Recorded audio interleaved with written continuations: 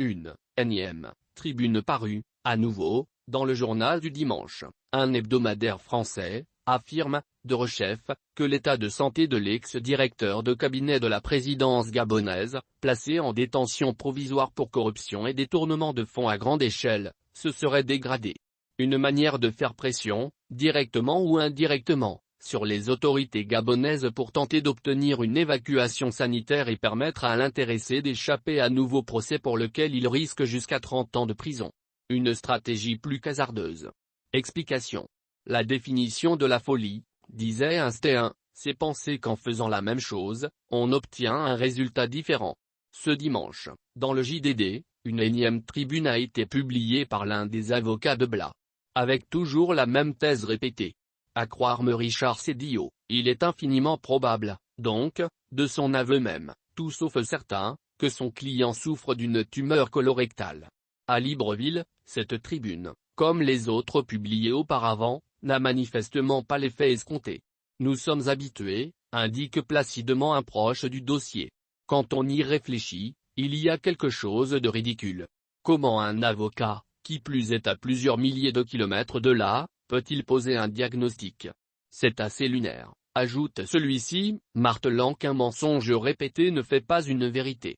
En réalité, si les avocats de Blas s'échinent à publier des tribunes, c'est parce que, contrairement à ce que soutient M. Cédillo, les preuves matérielles contre l'ex-DIRCAB de la présidence, tout comme les témoignages à charge, se sont multipliées ces derniers mois, rendant impossible à plaider un dossier déjà compliqué. Dans un article très détaillé paru le 18 mai dernier, lire l'article, l'hebdomadaire Jeune Afrique détaille comment Blas est parvenu, au moyen d'un montage complexe de sociétés offshore, à se bâtir un empire immobilier en l'espace de 2 ans à peine. Ces révélations viennent s'ajouter à d'autres, faites en 2020 dans le grand quotidien L'Union, qui indiquait comment des centaines de milliards de francs CFA de recettes pétrolières ont été détournés des caisses du trésor public.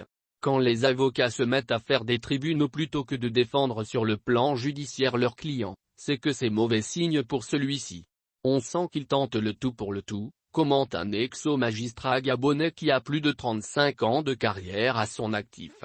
De fait, la stratégie des avocats de Blas consistant à prendre à témoin l'opinion publique en affirmant que leur client est dans un état de santé tel qu'il nécessiterait une évacuation sanitaire ressemble étrangement à celle utilisée par un autre prévenu célèbre au Gabon, le syndicaliste Jean-Rémy Yama, lire notre article. Mais dans un cas comme dans l'autre, cette stratégie de la dernière chance se heurte à la fermeté de Libreville.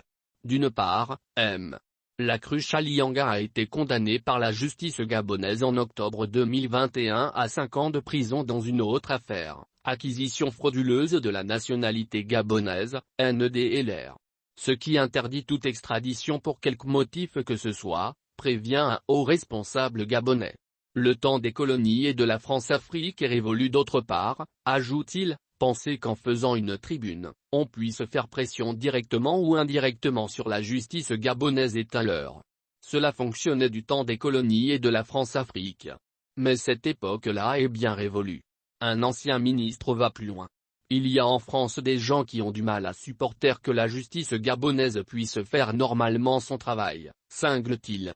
Moins remonté, cette source judiciaire se contente de faire observer que si la cruche Alianga n'a rien à se reprocher, si son dossier est vide comme l'affirment ses défenseurs, alors il n'a rien à craindre de la justice gabonaise.